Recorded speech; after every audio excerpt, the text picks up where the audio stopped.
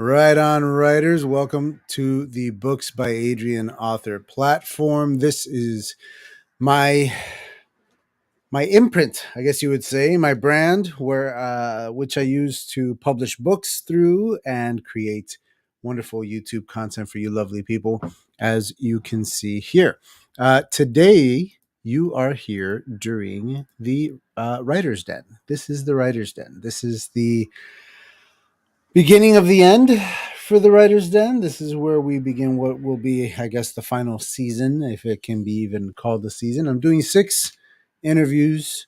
There's a possible 7th that hasn't gotten back to me, but if they do, there will be 7 and done. That will be the end of interview shows on Books by Adrian.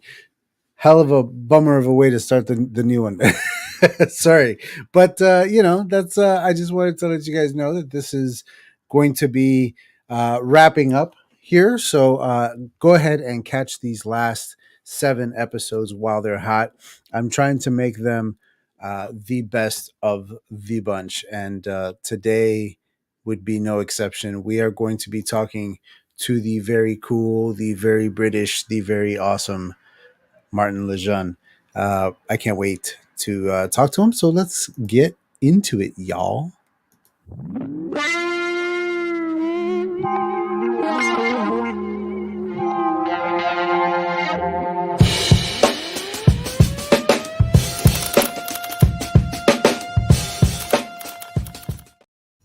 So yes, today's episode is going to be all about the great and powerful Marty Lejeune.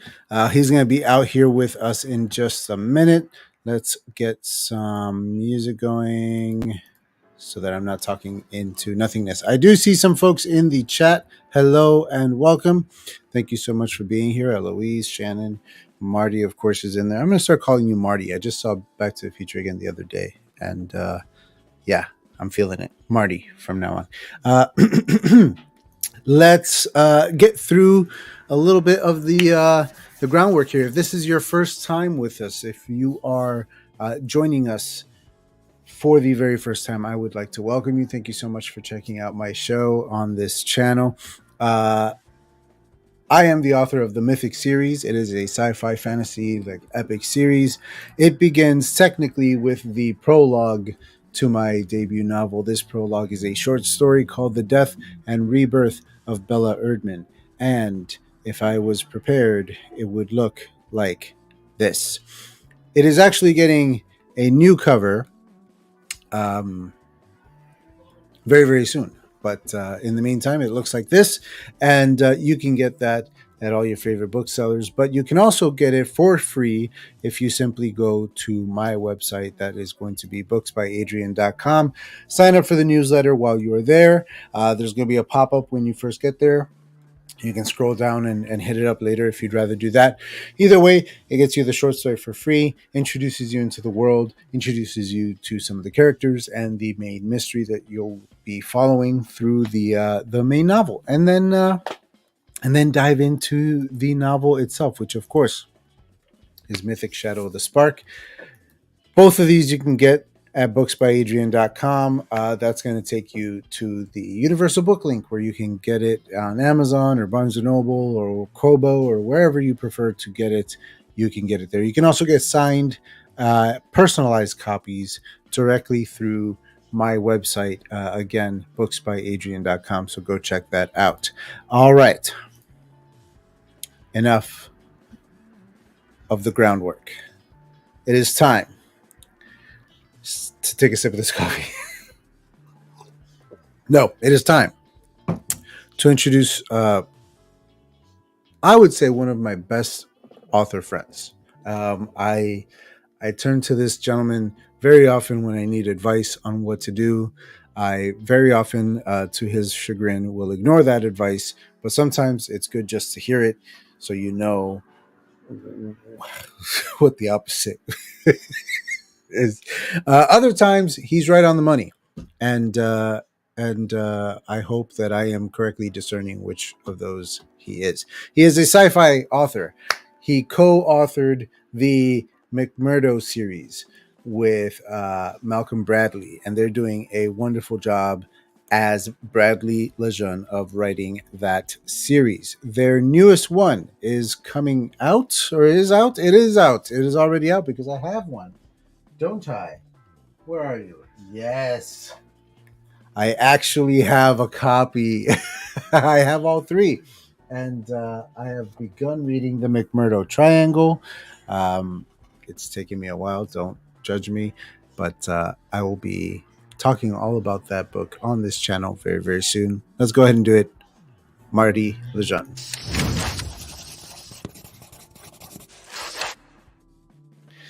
Voila, he appears as if from nowhere. Let's put your book up. Boom! Look at that. Hola, amigo. This is the Marty Show now. Welcome, Marty. Welcome to your show. Yes. There's very few people I let call me back, but you're one of them. I will take it. It wasn't really up to you. I was going to call you that no matter what. Okay. No worries, Ian. Oh, no. All right, I take it back. I'll never call you Marty again. I have all three. Look at that. I am a true fan, and the rest of you can suck it. Let's say hi to the chat. Marty, introduce yourself. That's something that we still do. I don't know how I can beat that. My name is Martin Lejeune. I am one half of the pen name Bradley Lejeune, author of the McMurdo Rip series, and I am delighted to be here speaking with Ian finally on the show. How dare you? How dare you? All right. Let's say hi to the peoples. The people are here. Hello, people. Eloise, welcome. She smashed the like button like mashed potatoes. She's excited to see Martin. Good stuff going on. Victoria, hello. Eloise's book to read. Excuse me. Tickle. Lots of haze. Emma's here. Victoria for your makeup. Hola, amigo. I'm sorry. Who's getting married? What happened? If anyone's getting married, Victoria, she'll sort your makeup. She is the best in the business. All right. Good to know. Hi, Emma. Howdy. Big also, waves. Fantastic author. Emma. I love a person who is multifaceted, multi-talented like that. That's fantastic. We might have to talk to her in the future. Martin. Hi, how you doing, man? You just had a book come out, man. Let's get into I did a little interview thingy.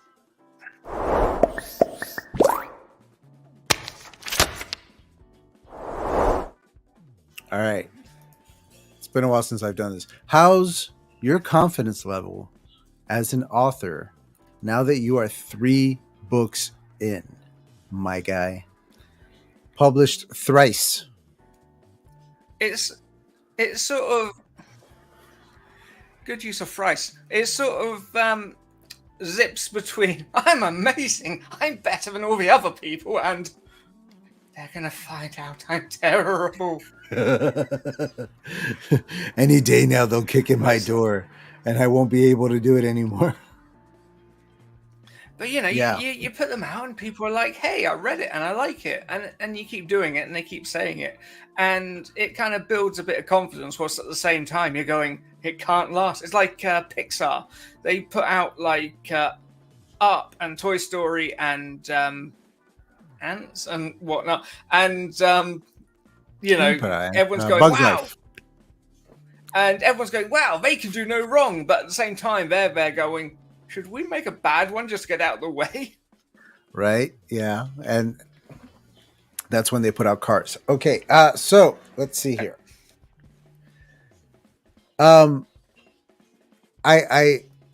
I totally get what you mean, because even after just putting out the one, like I just got another 5-star review, which I was like, amazing, wonderful. That's how sweet. And then I read it and I start looking. Your mum and your dad now.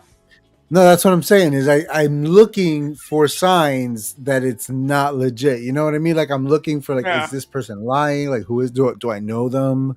Are they like, I'm looking for a reason not to believe that somebody out there actually just randomly picked up a copy, read it from cover to cover, enjoyed it enough to write a 5-star review. I just don't believe it. So I look for reasons to disbelieve.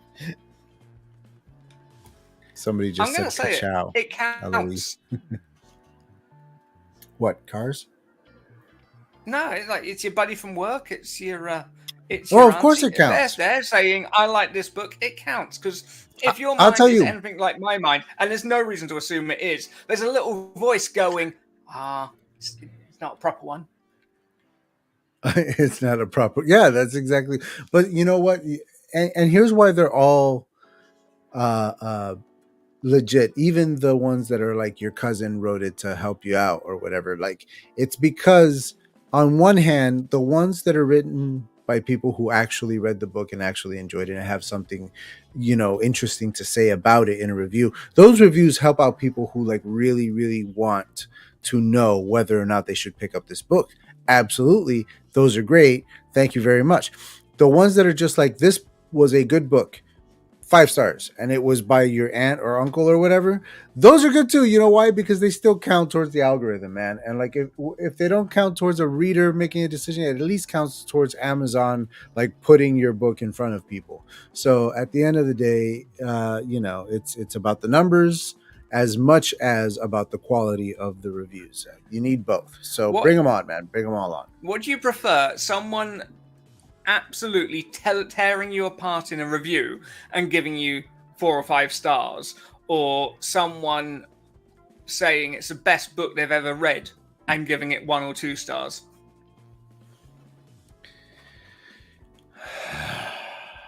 Why? But see, Because that just it okay. Look, happens. of course it happens, but I wonder how many of those was somebody who like wanted to hit 5 and they slipped and hit. I don't know, like because it doesn't make sense to me to write this is one of the best books I ever read and give them a 2 stars. I don't understand it. Because I don't understand it, there must be a perfectly logical explanation that I'm missing out on, and that's the benefit of the doubt that I'm going to give those because it does. You're right. It doesn't make any sense to me. Victoria, I don't know what your taste in music is, but there's a band called Thrice. They are like their first couple albums were very like thrasher, like really cool. But the singer, even though he goes kind of hardcore sometimes, he also has a very lovely singing voice, and he goes back and forth between the two. And then like third to fourth albums, they started to kind of soften up a little bit and experiment with their sound. And so if you don't like the thrasher side of them, you might like that more like orchestral side. Either way, Thrice, good band. Check them out. Back to you, Martin.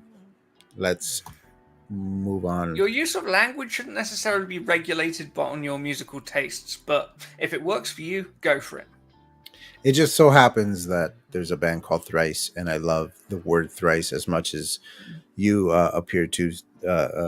So, like, it just There was came to a mind. lightsaber tutorial posted 20 years ago, and it's introduced the first thing you do. They go, right, we're going to do this not once, not twice, but thrice. And there's a generation of people who know visual That's effects gangster. from that tutorial. Yeah, that's gangster. All right, so today's topic is turning history into sci-fi. I know that you like to take historical events or battles from wars or things like that and use them as influences in your writing. I was wondering how that's still going for you now that you're 3 books in on McMurdo War. Obviously you can tell from the McMurdo part how that influences there. You can tell from in the second book, McMurdo Triangle, Bermuda Triangle. You're not necessarily subtle about it. You wear it on your sleeve.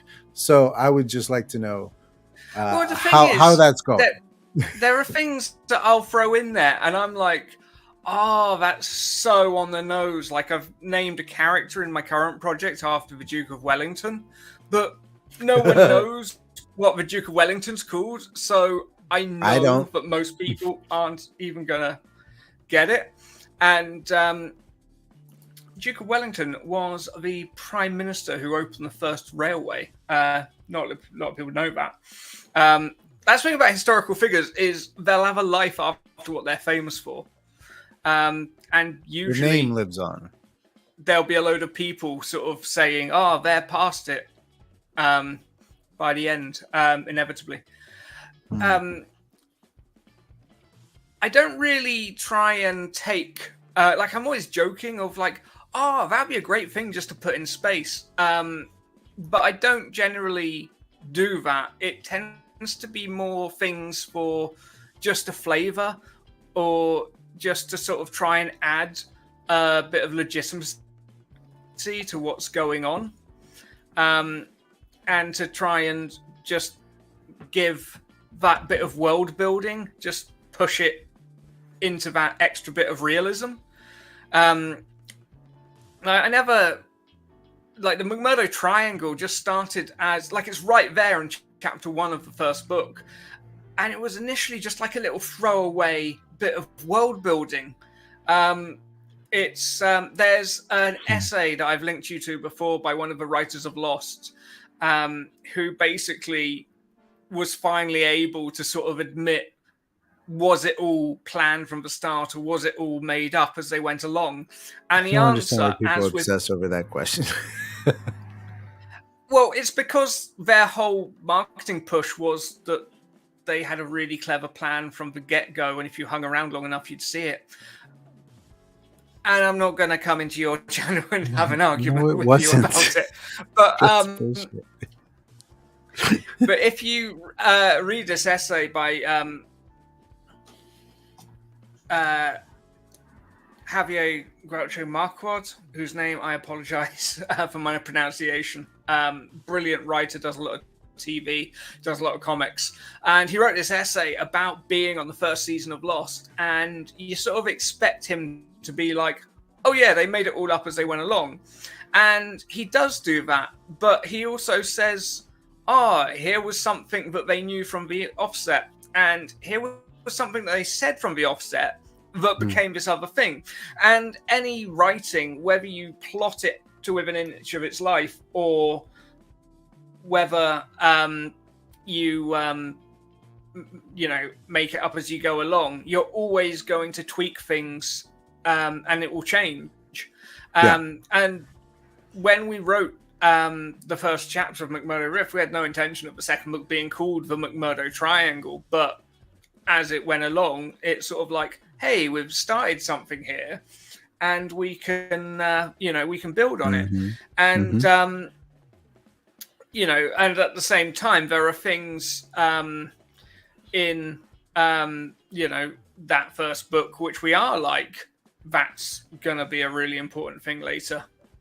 And any time that you can sort of take something from history and build on it, like the coup in the second book, that was one of the few times where I really did go, right, we've got a thing, what are some historical precedents? And we actually, I ended up looking at Pinochet and that coup and how that happened, and what actually were the logistics in overturning a government. And we never do it in a way that, someone's going to go, oh, you haven't done it exactly the same, because we're putting it in a different time and a different place. But we sort of try and take those chunks of truth to make our world feel lived in and believable. It's obviously lots of authors do this. Famously, George Martin uses it in A Song of Ice and Fire. The wall is based off of Hadrian's Wall, and even his map of Westeros is like an upside down map of like Europe or something. I don't know. Like there's anyway. It's always interesting to me, like how we dial it up to 11 to turn it into something other than what it was. And more so, I love how it snowballs on you. Like you said, like McMurdo Triangle was a piece of world building, and now it's the title of your second book. Like it snowballs on you. It's happened to me on Harley from book 1 is now a main character in book 2. Snowballs. Eloise says, I have a bunch of 3 and 4 stars that were like, I love this book, but also criticize it. I get that. That makes sense. 3, 4 stars, you love it, but you can criticize it. I get it. But this is my favorite book of all time, 2 stars. That doesn't track. It doesn't track. And then I'd rather I don't know have if you the saw that, higher Martin, but rating and be direct. right? Yeah. Richard then came in and just started crapping all over your day. Oh, he does that. Did you consider any other polygons for book 2? He says. People always say, "Oh, it's in space; it should be a pyramid." But you believe any old bollocks? You know that the Bermuda Triangle also affects air travel. So why don't they care that that's not a pyramid? I That's my believe excuse. I'm any sticking to old it. bollocks. Like that's is that my reputation? You'll believe anything. All right, Well, that's next what the question. lizard people told me at our last conference. That I believe. You're definitely in the Illuminati. Uh, is the McMurdo series living up to expectations? I do not mean like in terms of sales or monetary gain, anything like that. I mean, as the series progresses, you mentioned already that things change and where you're going with it turns out to be somewhere different. How does the McMurdo series now compare to what you first had planned when you started writing it? It's I made a decision very early on. Like I was researching indie publishing and what works, and what people who are successful said the turning point was. And my initial thoughts were, let's do 3 books and see how it goes. And the more I looked into it, that didn't really seem viable. You had people sort of saying, oh, it was book 5, book 6 that I really started to see an upswing.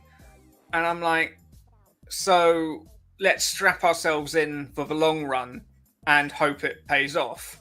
And if we're, not quite that far in and we want out, we'll leave a trapdoor for ourselves. And that meant we had to write a very different story for something that could maintain itself longer than a trilogy. And our early conversations were the Karoo, who are the alien villains, would be more moustache twirling and would just want to cause a nuisance. And we realized pretty early on that if we're going to be here that long, and we looked at long-running series, things like The Expanse, like Game of Thrones, and what happened in their first few books compared to what happened in their later books, and what elements, what tropes could we use in crafting an ongoing story which had a closed ending.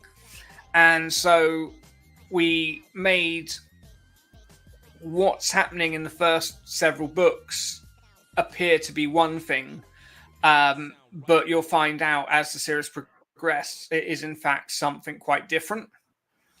And once we sort of started down that path, we've stuck to it pretty rigorously. So in that sense, it is as expected. But at the same time, the characters are sort of going in new directions and becoming different to our original sort of concepts. And that's been really thrilling. So there's never been any written plan for like the overall arcing series, but the books, as each one is planned out, sort of sets more and more in stone. With each book coming out, do you, once the book is out, everything that happens in it is considered, for lack of a better term, canon moving forward. And everything that you write moving forward has to take that into account. Now that you have written 3 out of, I'm sorry, how many books total was it again? probably 6. Probably 6. Are you now starting to think of like what the overarching story looks like for the entire series, or are they The always way going to be little standalones along the way?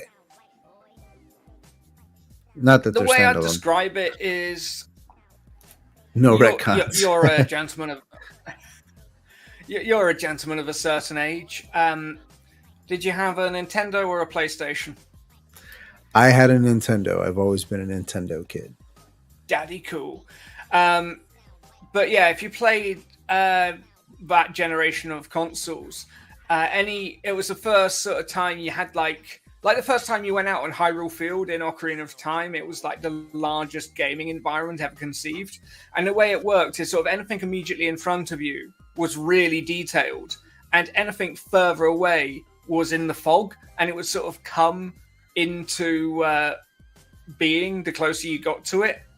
And that's sort of how the stories work. I've always sort of had a broad idea of the direction of travel, and as we've outlined and written the third book, I've gone and said, right, we're closing in on the end game.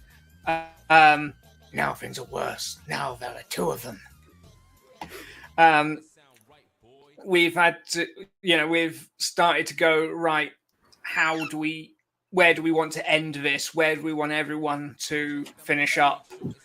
And how do we get them there? And there was like something in book 3 that I realized would work much better as a final bookend to the series. So I actually moved back, and it's quite fluid. There's like one character that I had quite a distinct arc for, and in writing the books, readers have not responded, and I'm actually changing direction a bit. Okay. Which could work, could be the biggest mistake, but it's a case of knowing when to trust your gut and like listening to readers and not just doing not just let them go, oh, I didn't like The Last Jedi, and doing a total opposite. It's a case of going, if they're saying they didn't like that, why are they saying that? Because readers know when they don't like something, but they don't always know why they're having that reaction. And if you can understand what's pushing them that direction, then you're more likely to come up with a solution they're happy with. Yeah, I'm right there with you, man. Because, like, for example, there's a scene in Shadow of the Spark that I fully intended to be kind of a hero moment for one of my protagonists, and I specifically wanted to avoid the it's a male author writing a female lead type complaints.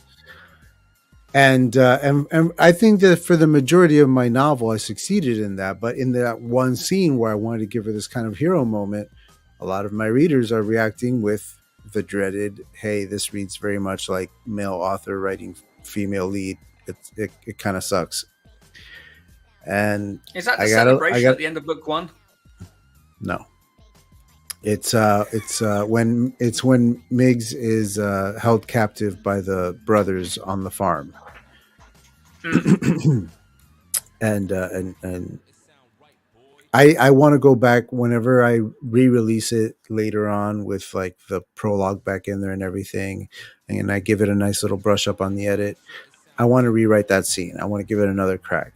I'm going to George Lucas that, because I specifically am going for something and I'm specifically failing at that. So I feel that, like making that adjustment, that pivot. There's nothing wrong with it if it's the correct, thing for the story. If it's the best thing for the story and the characters, by all means. Especially going to being keep my indie original authors, like release and that's get. what we can do. No, sure, but in your case, you're pivoting in the next book, right? Like in what you're doing next, you're making adjustments based on what happened before. Did McDahlia shoot Yeah. first? Richard would like to know: would you go back and edit out continuity from the earlier books if you needed to? I love doing it, George Lucas. That's kind of what I was just talking about. Martin, Probably not. probably not. I would in special cases like the one that I'm talking about, but not in general. In general, like what I put out there, like I'll go back and fix typos and stuff, but I'm not, you know. I think Stephen King did it with the Dark Tower series. Went back and changed I some mean, stuff. yeah. I mean, I've had people complain that we went from matte to gloss, so I'm a bit apprehensive to do any more changes. Yeah. And by people, do you mean Richard? No, well, basically, I changed to gloss because he was bullying me. Gloss's boss. Okay, so you were making him happy. 6 games total for 17 years. I had the Super Nintendo. No, excuse me. I had the NES, the original NES. I did not have the Super Nintendo, but my best friend had one, so I was always over at his place playing his. That's where we played Street Fighter for the first time, Street Fighter 2. And then my cousin had a Sega Genesis. Mega Drive. We were short Sonic, all that. And then I got the 64, the Nintendo 64, like a Christmas after it came out on the market. And dude, like overnight game changer. Star Fox 64, GoldenEye, Ocarina of Time, Mario 64. Just I was in heaven, man. That's probably still to this day my favorite console with my favorite games. That was awesome. You play Mario 64 or Ocarina of Time, and you've got these vast 3D worlds after everything being like top down or platformers in the and side 2D. scrollers. And there's gaming before that, and there's gaming after that, and for everything that has changed in the last 30 years, I don't think there's been anything that compares to what a quantum shift that was. Yeah, the medium 2D to 3D was insane. I mean, just what it did for the Zelda series alone, the Mario series. I mean, I couldn't conceptualize what a Mario game would look like in 3 dimensions before Mario 64, because knowing it only as a side scroller where you hop on top of people's heads, like I'm like, how do you do that in 3 dimensions? Yeah, man, it's wild. And then GoldenEye, they still haven't topped GoldenEye. It's still the best one. It is. I've got a great short film called "Time to Leave, Dr. Doak," in which I play Dr. Doak. Put the link in the chat or in the private chat, and I'll share it at some point. What is something in the books that surprised even you? Whether it's a story point, well, nothing, because I wrote them. No. Even in the process of writing it, even in the process of putting it out, whatever, some facet of this experience that you were not expecting.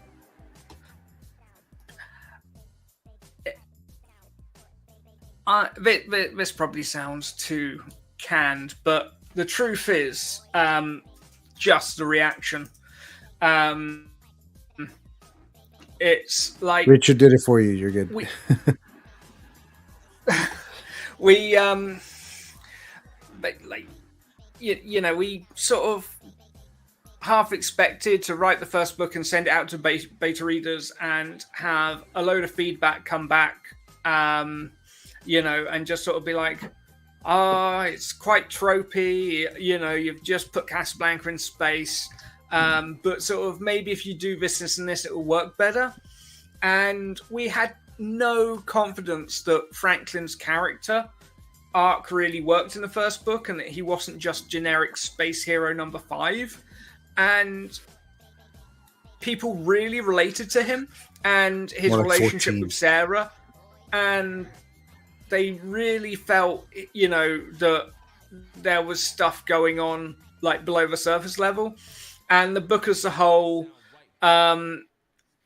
they, you know, we just had really positive feedback, and we were sort of really strapped in, ready to defend ourselves and be like, no, our book's great. And everyone just sort of did that for us.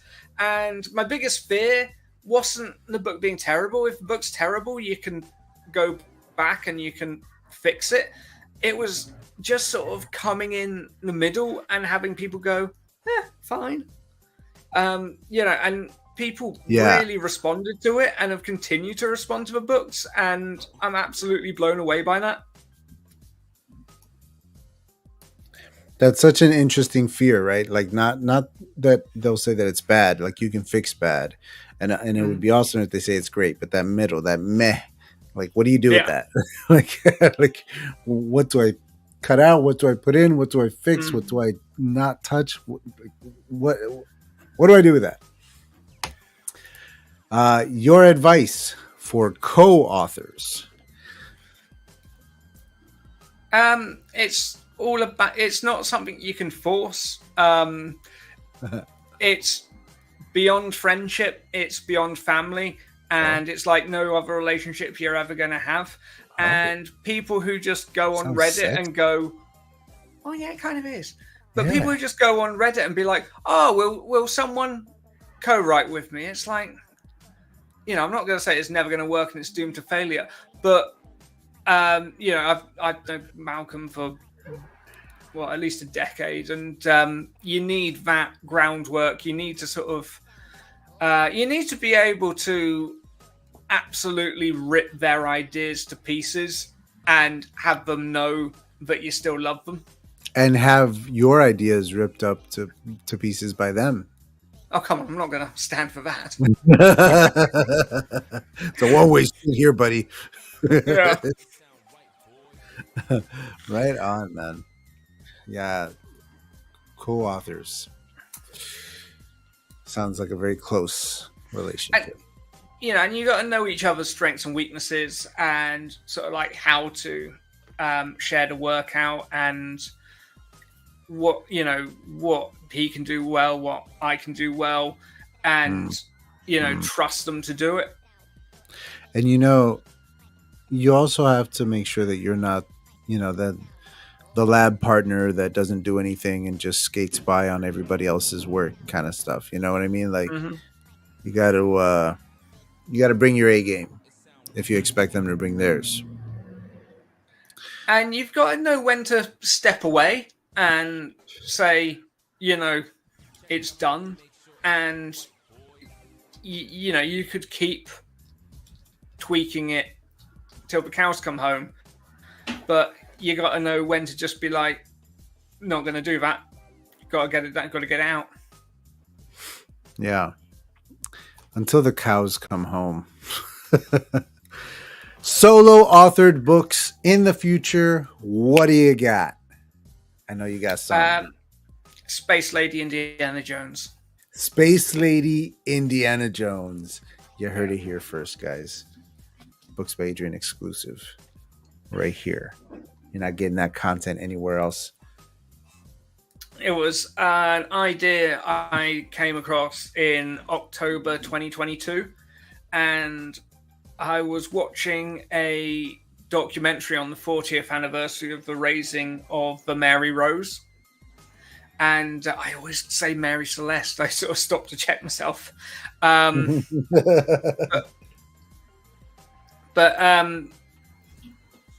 the War of the Roses? Sure. I know you do because you're George R.R. Martin nut. Yeah. So King at the end of that was Henry VII. His son was Henry VIII.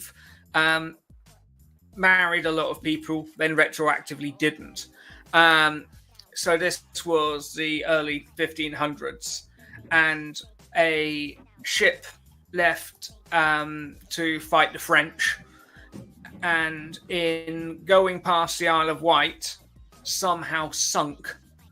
They're not quite sure exactly why, but it did. and in 1982 they were able to bring it up again, and it's now on display in Portsmouth.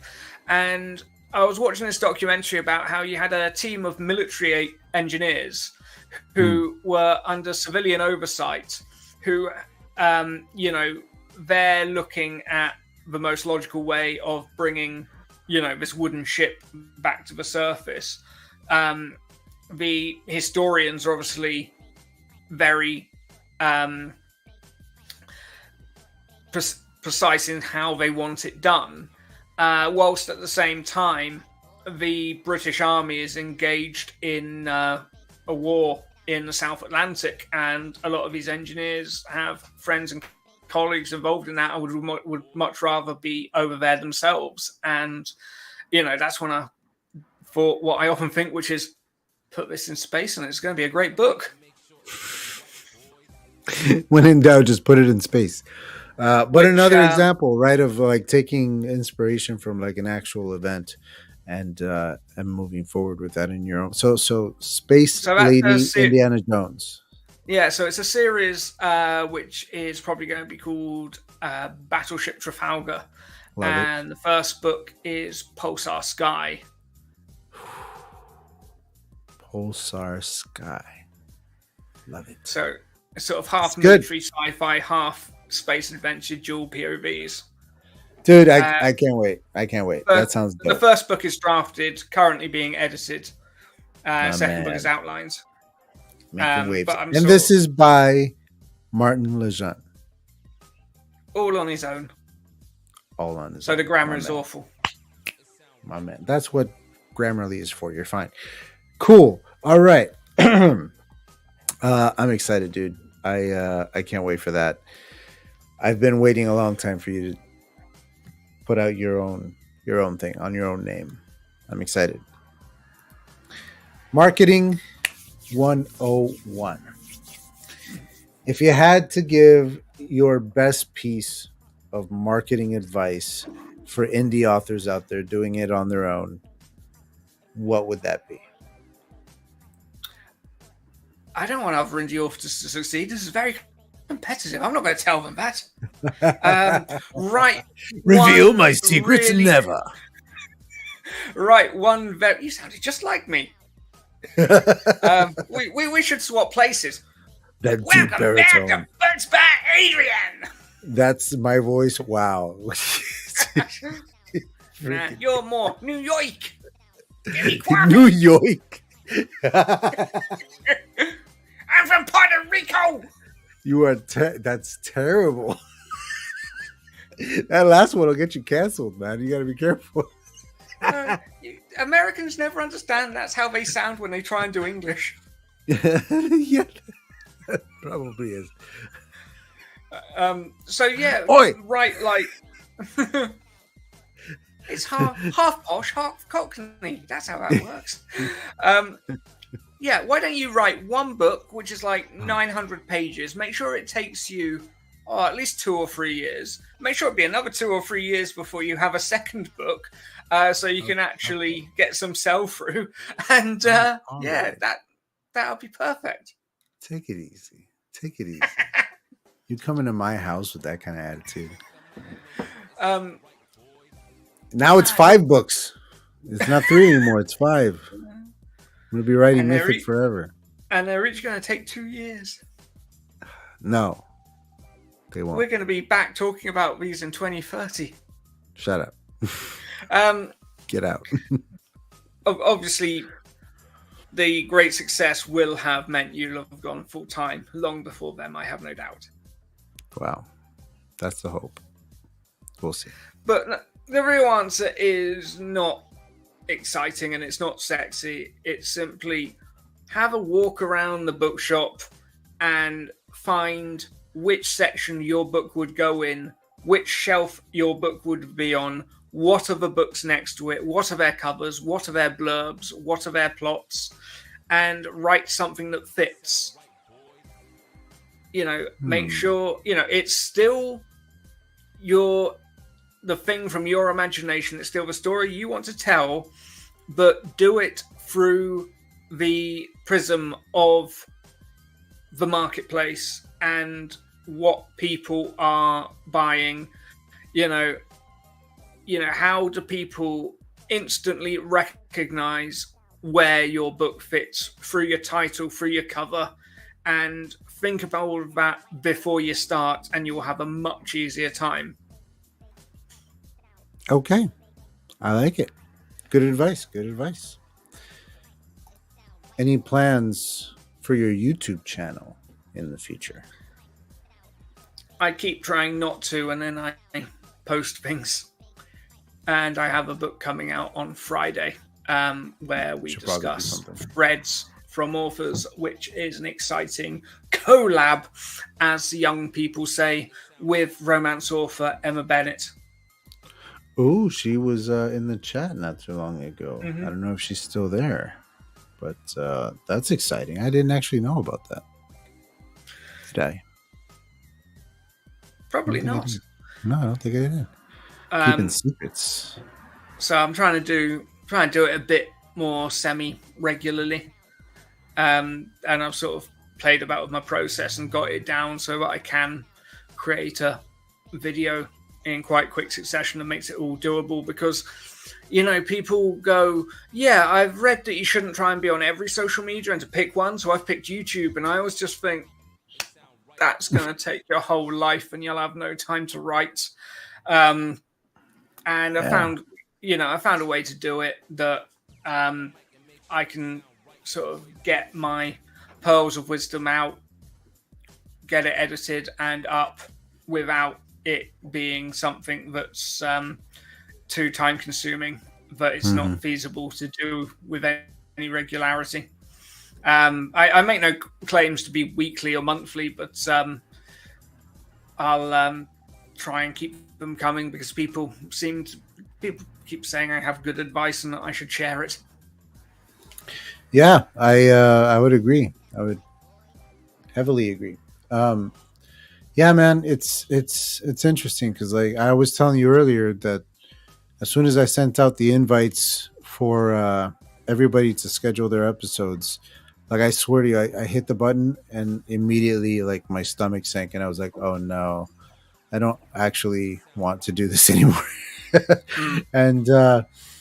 and it was because I'm in the very early stages of writing this second book, and I love my attention being on it right now. And now I have to, worry about scheduling stuff, and I need to make thumbnails all the time, and I need to, write interview questions, and I have to, and all this stuff like takes time. I have to make animations, like all this stuff takes time that I could be writing, and That's the yeah, man, hardest thing. Is I would love to make really cinematic videos with dolly shots and drone shots and same. montages and graphic sequences, and you just gotta go, nah, talking head, done. Um, Yeah, and that's the other thing, right? Is that I'm putting all that effort into it, and like as you say, talking head done. Like it's not mm, really like what if I was going to be putting real effort into doing something on this platform, it would be more than this, and so I need to just start doing that. The way that I also came to a realization that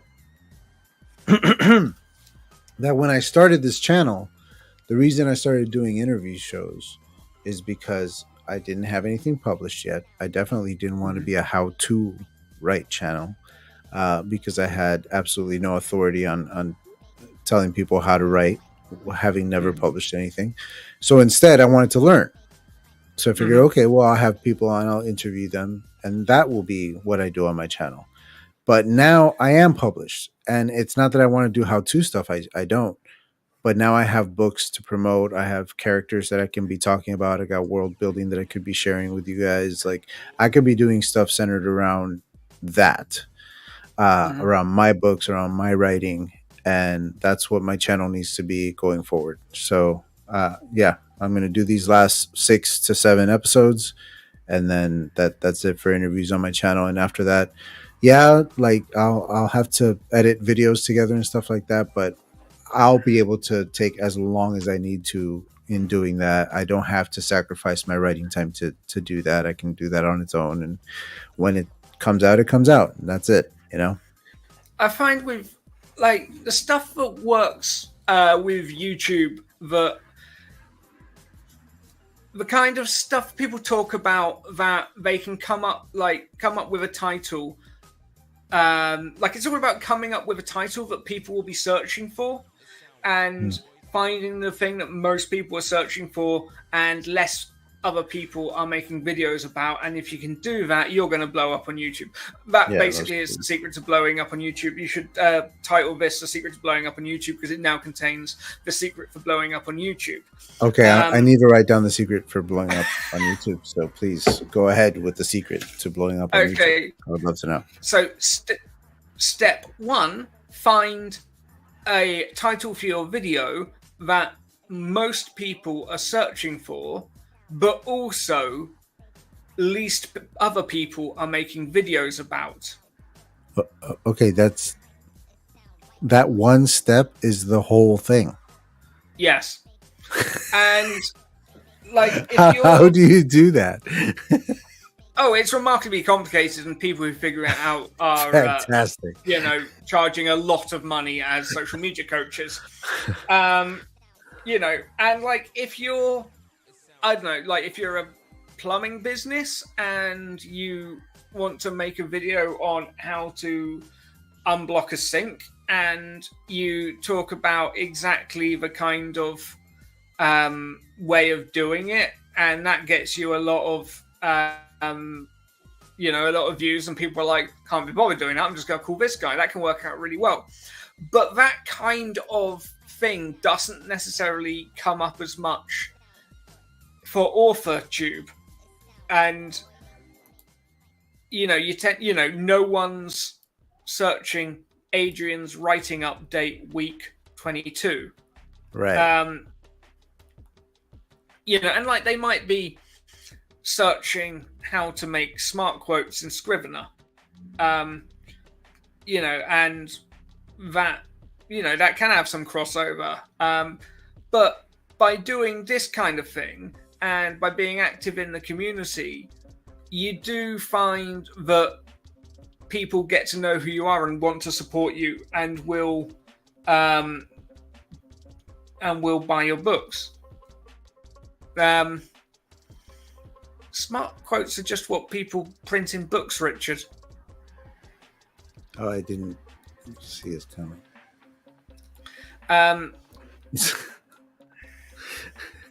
He's just a hater. Which is just a hater. Sorry, go ahead. So, you're not necessarily looking to blow up on YouTube in a traditional sense, but you want to get to know other authors and people in the community, and we all support each other. So that's the real benefit of being in AuthorTube, is not that 100,000 people are going to watch one video and buy your book. It's that you're going to meet people who, when you go, oh, I'm not sure about this scene, they'll go, oh, I don't mind having a look at it. Or, I don't mind, giving your book a proofread, and, you find that they'll be talking about their book, and you're just kind of like, that sounds awesome. Can I read it, please? Yeah. Happens all the time. Yeah, well, I don't know. I don't know what the secret formula is. The thing that they're looking for and that not enough people are making. I don't quite know what that is for my channel just yet, but I'm definitely going to get into some experimental phases here and try to find that, man. I could be monetized right now if I wanted to. Spend my time creating videos on book formatting. There was a point where I was starting to blow up. And I had one video where I just had a whole afternoon of someone just going, I don't think this company's making very good tutorials. And I'm just like, you understand, I have no affiliation with the company, and this is not a tutorial, right? Yeah. But, that just, I couldn't be bothered. I want to write books. Yeah, man, that's the thing. And if I'm going to be talking about anything on my channel, it's going to be about the books that I want to write. So yeah, it's a whole thing, dude. It's a whole thing. Like just finding that right balance of what they want and what you can provide. Um, but I'm thinking that at this point, I at least have a small enough, following of people who have actually read the book, people who maybe want to read the book, people who have already bought it and it's sitting on their shelf, and maybe they haven't read it yet, but they'll get to it. And you know, cultivating that audience, that group of eyes is going to be essential. I'm going to try to pump out as much content for them as possible over the next couple of months and try to build something that way so that when this whole thing ends, I have people waiting for some stuff on the What I channel. would say is I've been on the internet a long time, and it's not like the old days when dial-up and it would cut off every 2 hours. Just by putting stuff out, you will like, and this sounds like the kind of new age bullshit that you probably endorse, but just by putting stuff out, you will find things. You've got long hair. Just by putting stuff out, you will find things come back to you. Like I used to do a podcast before they were cool, and that ended up in me working in TV through a very strange set of events that, just chatting about Star Wars on internet radio led to.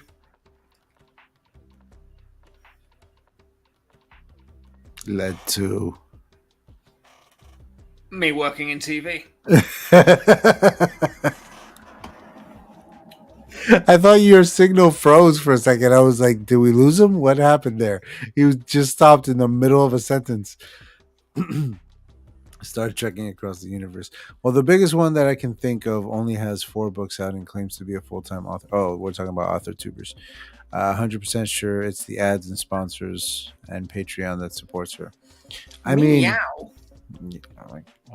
um, yeah, and when I first started out, I tried my hand at the whole like Patreon thing, and that might be something that comes back around. Now that the audience has grown a little bit, but I don't know, man. I don't know.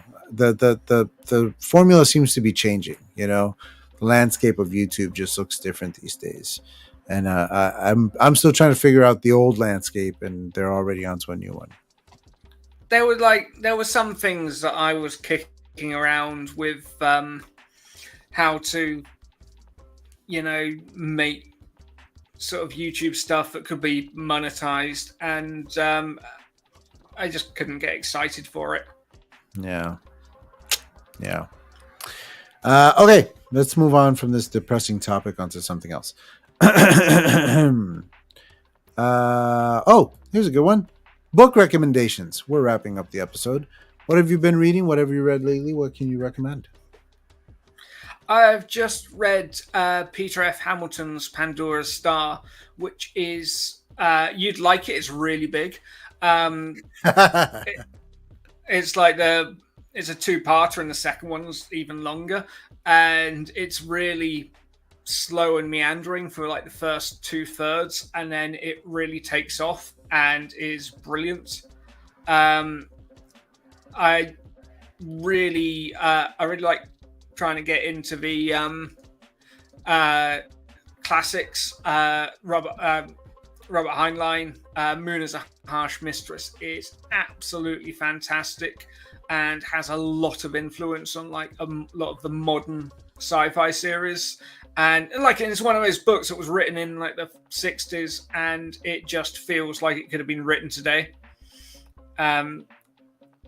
And the Murderbot series by Martha Wells are basically it's a sentient killer robot who breaks their programming and just starts watching Netflix and doesn't want to actually have to do any fighting. They're a lot of fun. That sounds pretty good. You would really like Kings of the Wild. It's a fantasy novel. Okay, and Kings of the it's Wild. basically um, like your parties that go around, like your sort of Dungeon and Dragon style parties, are treated like bands of heroes are treated like rock stars, and they're all sort of famous and they know each other. And it's about this guy who was in like the biggest band of heroes like 20 years ago, and he's now just on the city gate in this little town, and is pulled back in to do one last job. And it does a really good job of sort of like weaving in backstory with all these sort of throwaway lines about their past adventures, and some of them are like just things to add a bit of color, and others are really vital to where the narrative goes, and that is a lot of fun.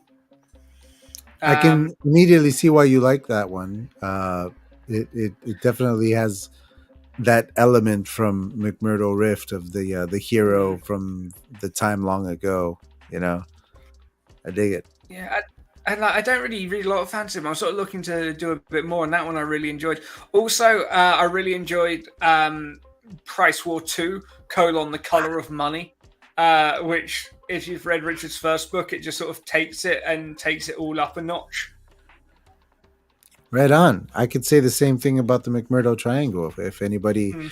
was with us when we read on Tuber Book Club the McMurdo Rift, this is book 2. I started reading it. I don't want to show you how little I've read, and of course, we would be remiss to mention the McMurdo War. Dude, I'm proud as hell of you to have gotten all 3 out, and you're halfway through the series, man. As a poet Bon Jovi once said, we're halfway there.